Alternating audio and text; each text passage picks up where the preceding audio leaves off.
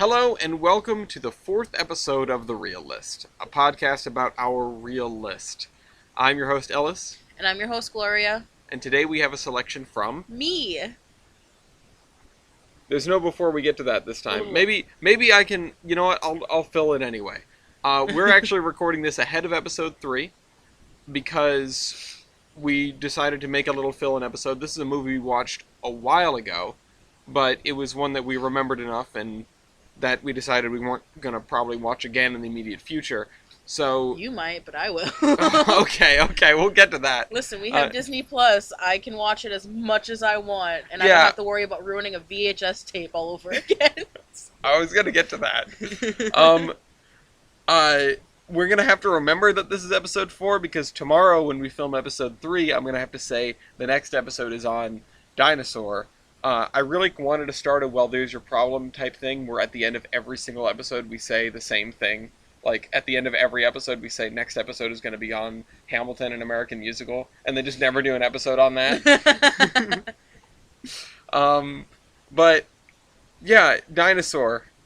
This is one that I was roped into watching because this was one of your picks. Yeah, it was. This movie came out in 2000. I was only 1 year old when this movie came out. It's about a iguanodon, I think that's how it's pronounced, that was hatched, was an egg, and basically the mother was chased off by a connotaur, aka a T-Rex, and the egg basically took this ginormous journey in the beginning. The opening scene of the movie was Wasn't it like picked up by a pterodactyl at picked one up point? by a Flying thing. velociraptor, picked up, and two right. velociraptors fought over him. They lost it. They fought after they lost the egg. That ended up in the water, ended up going on this journey downstream, ended up with a bunch of triceratops, and then a pterodactyl did come and pick it up out of the water eventually, and then actually ended up in the forest with lemurs, and the lemurs adopted Aladar, who is the main character of the movie. Before I get into any more of this movie was directed by Ralph Zondag. Zondag, I think. Zondag, that's what I said. You said Zongdag. I said Zondag. Okay. Excuse me. Nice. Sorry. And it's starring D.B. Sweeney, Alfre Woodard, Ozzie Davis, Max Casella, Hayden Patronage, Samuel E. Wright, Juliana... What? Hayden what? Pantinieri? I don't know how to pronounce his last name. Okay. Juliana Margulis, I'm sorry. And a whole bunch of other people. A bunch of people. The two names I recognize in there are actually 3 names. Alfre Woodard, Joan Plowright, and Samuel E. Wright. Those are the 3 names that I recognize out of there. I could not tell you who any of these people are, or which characters they voiced, or anything like that. I have to go back to scrolling through the Wikipedia article, and I tried to make a point of just reading through it again to brush up and get trivia and stuff like that before we make the show. But I took a fat nap before this one, so I'm coming in extra unprepared.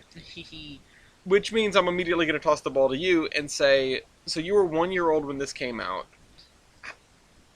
When did you see it for the first time, and what was its impact? I think I saw this movie for the first time when I had to be at least 5. Because this is when VHS was a thing. For those of you who don't know what VHS is, it's a tape. And you put it in the VCR, and you have to rewind it and make sure that you don't mess up the friggin', what is it called? The film? Basically, the tape. The tape. And my dad got it for me on VHS. Originally, we rented it from Blockbuster. Also used to be a thing. And my dad got it for me. And I basically never stopped watching that movie. It was literally, I would watch it, rewind it, rewatch it, constantly. I actually have the movie somewhere. I either left it at my dad's house or it's somewhere in the house that I am with now, that I live in now with That would be my Ellis, house. our house. Comrade.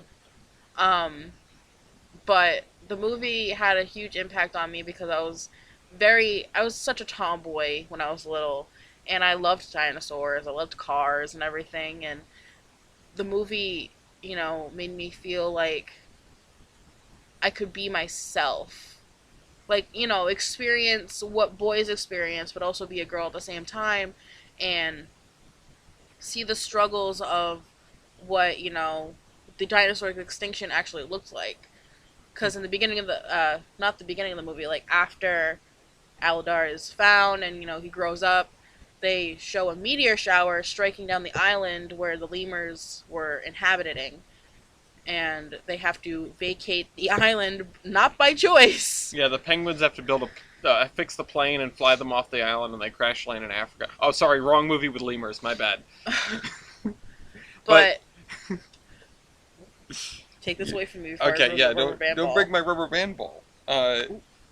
What, another one? No, I dropped Okay. that one. Well, I wanted to say that, because you obviously have a lot to say about this movie. I wanted to get one or two words in edgewise and No. just okay, and just bring up the idea of this movie is about sort of being yourself when the people around you are nothing like you, and sort of integrating into a group that is nothing like you, and that it's okay to be it's okay to be different, and you can embrace your difference and still be accepted as part of a community, which is a really great message.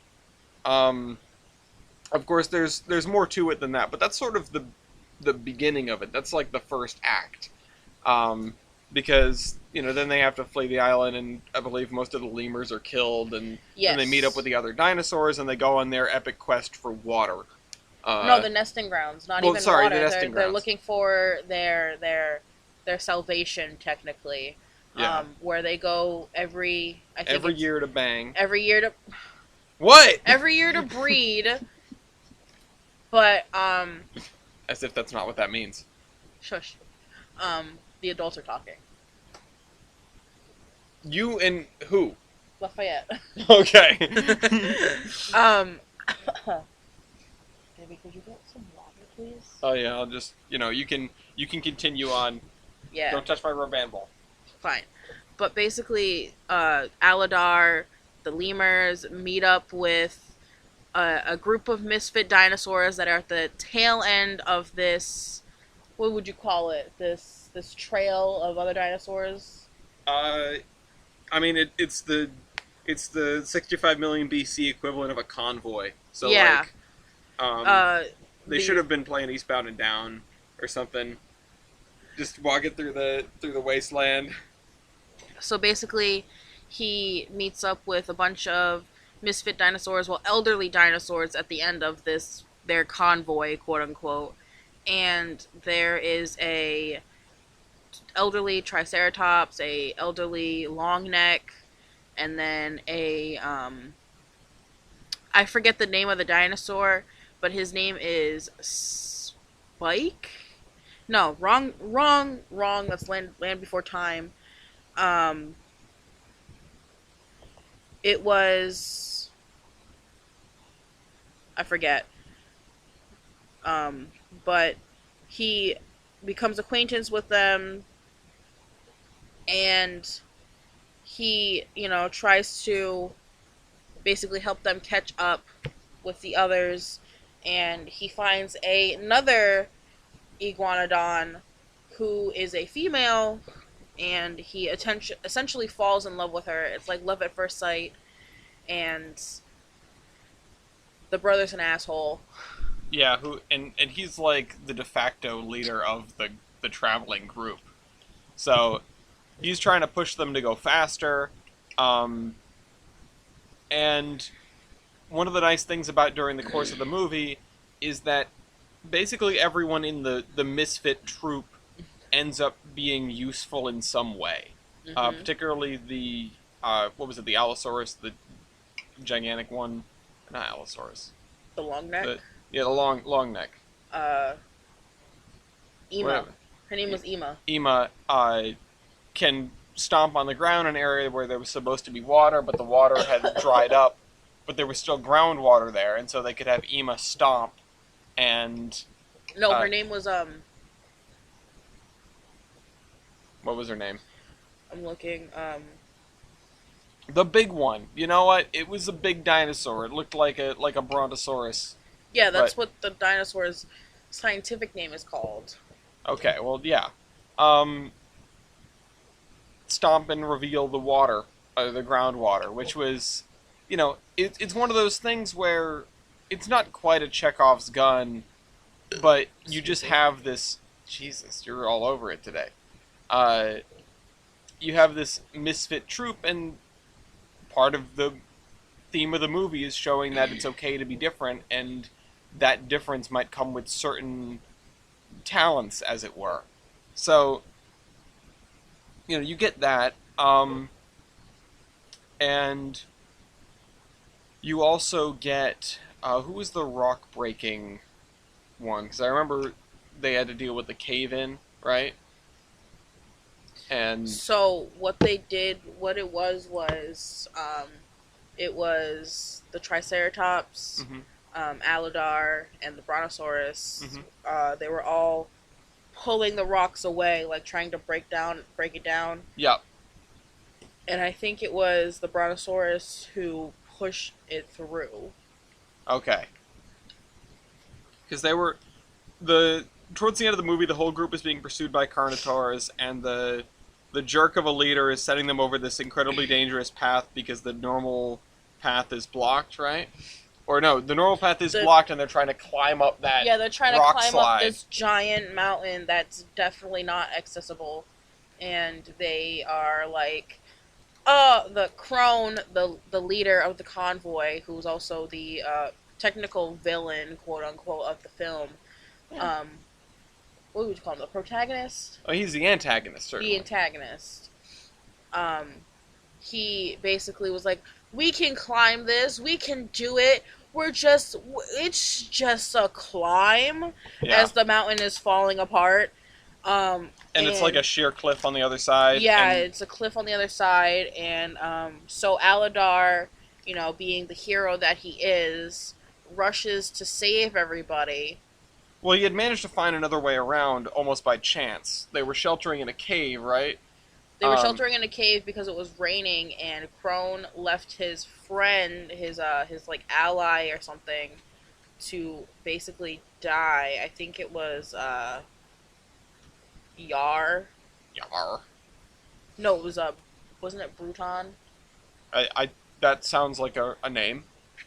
I think it was Bruton that he left to die because he led Connotaurs to the convoy, and Connotaurs got to Bruton, and basically Aladar, Baleen, Nema, and Lemurs, and the other dinosaur's name that I can't remember, which is upsetting, because he's kind of like a pet dog. Yeah. Oh, yeah, that's right. Yeah, I forgot they had the one that was basically treated as a dog, which is kind of funny. It sort of brings you to, like, the Cars problem of, like, hey, so why is the social structure like this in the dinosaur world? Why is this one like a dog, and everybody else is, like, fully sapient? All the dinosaurs can talk, and even the lemurs can talk. It seems like all the animals can converse, except for this one. What's up with this one? But I'm not exactly about to question the world building in Dinosaur. It's a kids' movie at the end of the day, and I don't expect it to be, certainly not historically accurate or scientifically accurate. Although I believe all the dinosaurs are real. I don't know about. I am no longer the dinosaur connoisseur I once was at 10 years old. So I can't tell you many things about this. But the movie is a really nice affair. One of the things about it is that it was a pretty early. Iguanodon is real. Yeah, it was a pretty early computer-generated animated film. I believe it was, a 3D film in an era when still a lot of films were 2D animation. So that, made it a little bit groundbreaking. It didn't win any awards, but it was still a significant effort for its time. I like how, just doing a run through here, it was conceived in 1986, which is the same year as The Money Pit. The Money Pit, exactly. And it started development in 1994, so that's interesting. They probably couldn't get it off the ground at first. Well, yeah, they probably didn't have the technology. I like how it's criticized for the lack of originality. I mean, it is one of those films that it just sort of seems like. I mean, it is literally a wander. You're just going in one direction and stuff is happening to you along the way. And some of the difficulties in the plot are self-inflicted, but a lot of it is just because of happenstance. The drought, the collapse, the meteor shower, all that stuff is things that are widely outside of the protagonist's control, or an antagonist or any character's control whatsoever. They might as well be acts of God. And it is... obviously, it would be difficult to have a purely character-driven dinosaur film, but even despite all of that, this comes pretty close. All of... Why did you do that? Why did you do I that? didn't mean to do that. I was just trying to pull some rubber bands out for you. Despite the issues, all of the actual conflict really stems from, well, the leader not being able to take advice, right? And leading them into trouble or trying to push them in directions that they just can't go. He always wants to speed up the process. The migration. He thought he was going to get laid, but he didn't get laid. He died. Did he actually? Oh, he yeah, died yeah. He did. Because when Aladar went and found the different route and was basically trying to lead them to a different point of to the path that he found, Crone was like, you led the Connotaurs right to us, and Aladar's like, no, we're big in numbers, we can take him on. And they just basically brushed by this T-Rex in a giant herd of dinosaurs, and Crone was just like, I'm too self-righteous to admit I was wrong, and climbed up the mountain, and the Connotaur went chasing after him, and Aladar, being the hero that he is, went up to save the guy. Went up to save him, even though Crone's an asshole. Well, his name is Crone. Crohn's disease. What? And unfortunately, Crone got pushed off into the mountainside with the Connotaur and unfortunately perished. Yeah, he hit the ground too hard. I actually... what the heck did I want to say? Oh yeah, no, I mean, they can't stop all of us. Somebody should have told Crone about the Area 51 raid, because he would have learned strength in numbers. But, seriously, I mean, that's... I don't know how legitimate of a strategy that was in dinosaur times, but definitely, being part of a herd, there is that strength in numbers. Not necessarily that everyone's going to survive, but certainly most people will. When there's only a couple of carnivores or carnivores, they can't take all of you out. And I mean, just from the very beginning, when we meet Crone, Aladar is petitioning for slowing down the pack so that the ailing dinosaurs in the back can keep up, and he basically says, "No, screw you. We're going faster." My God. I'm sorry. It's coming out both ends. What do you want me to do? All right.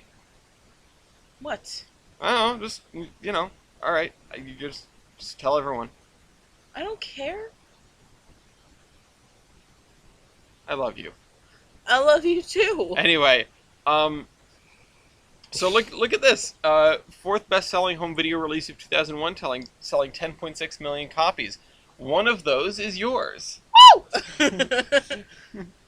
So, it is actually a really short and sweet little movie. It's the kind of thing where I'm thinking about it now and I'm going, well, I mean, could I...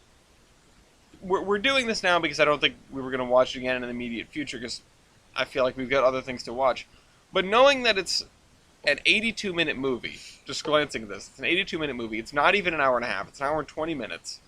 It is really short and sweet. And there's a lot packed into that runtime. I mean, it's paced really well. Mm-hmm. There isn't really any serious downtime. They're always doing something character building or they're trying to get over the current problem.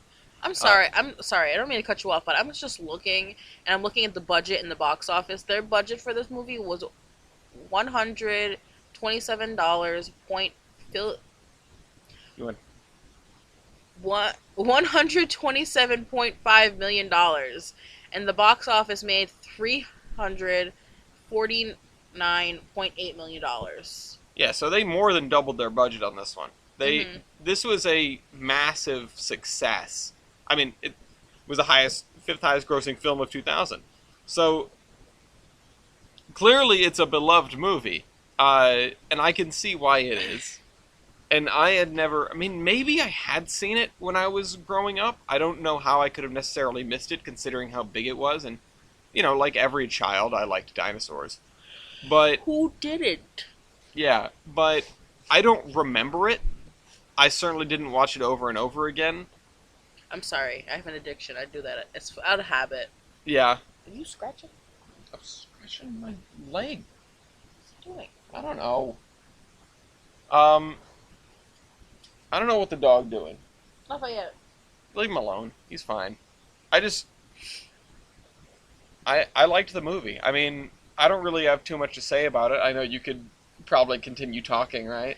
Do you have any questions? About the movie? Yeah. I mean, I wish I could...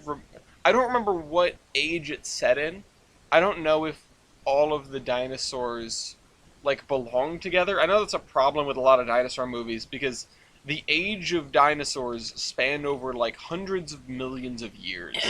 And, Earl! Earl's his name.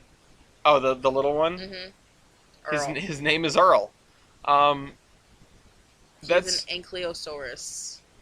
I don't know about that. Do you know about that? Is your Dinopedia knowledge up to snuff? Can you tell me if all of these are from the same period?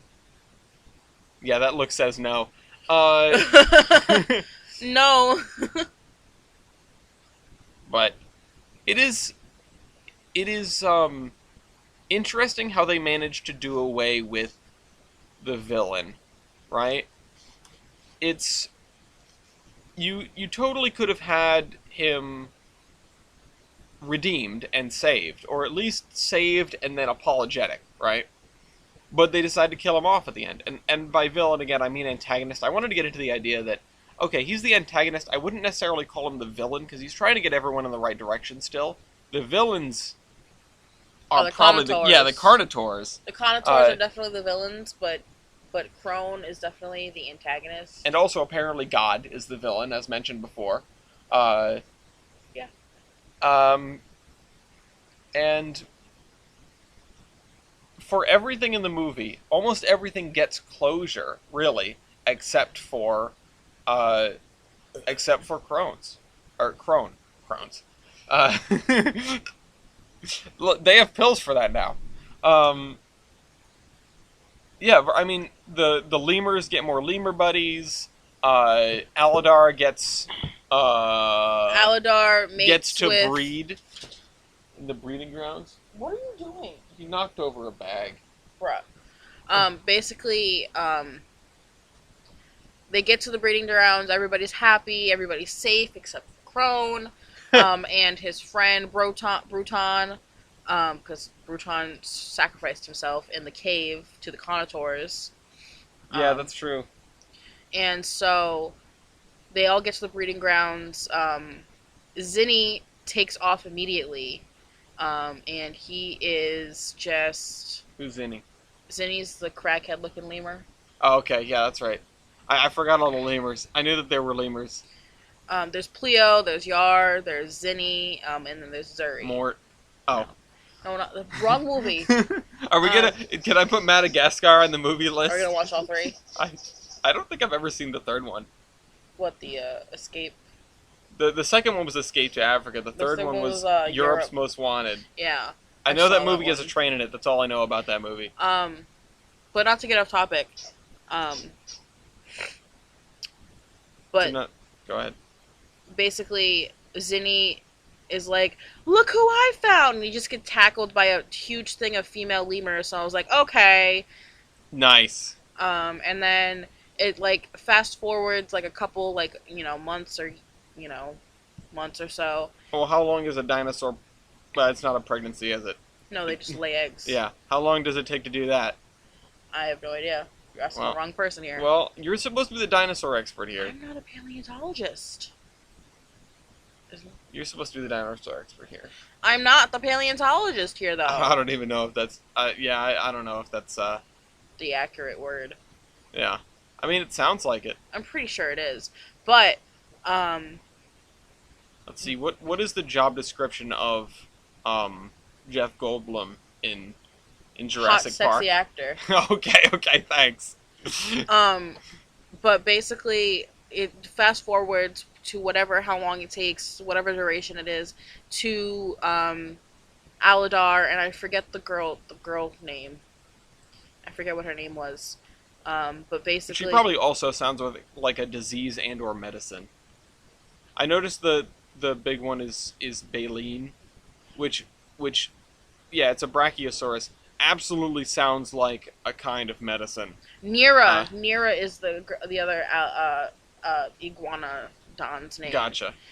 So Nira and Aladar are welcoming their hatchlings into the world, and then it does this slow zoom out of the whole nesting grounds.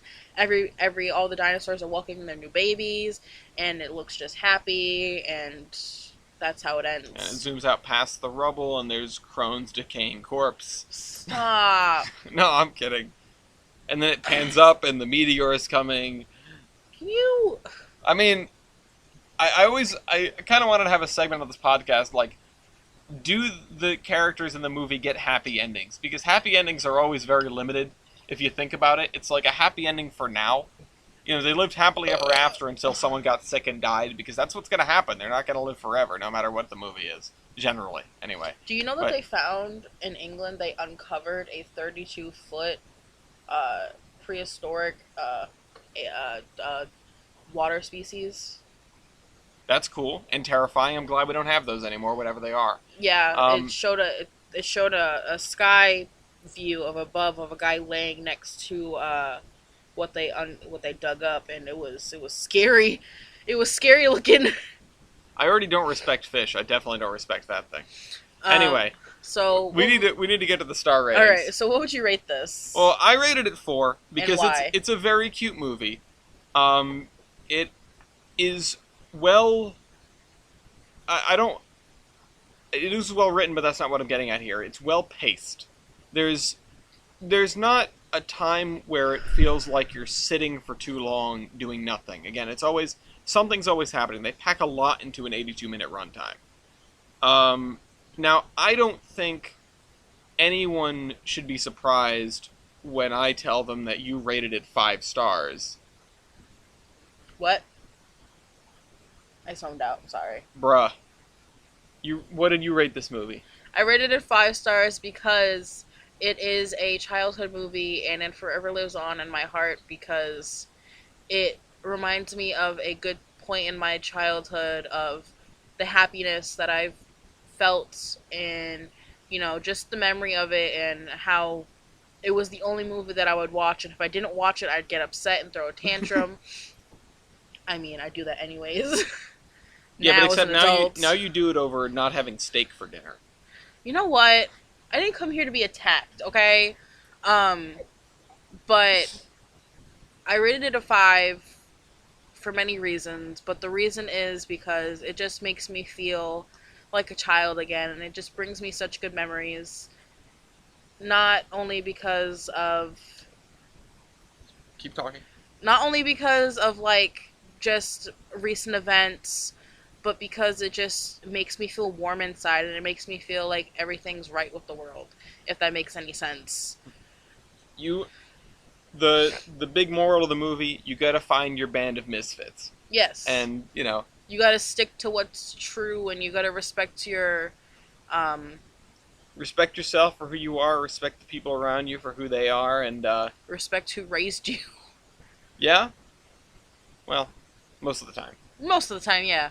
Anyway, let's see what is next movie. I need to come up with something neutral. I don't know exactly what I want to watch next, but I'll think of something. You guys will have an episode next week, and in between then and now, we'll probably watch another movie. Good night, everybody. Good night.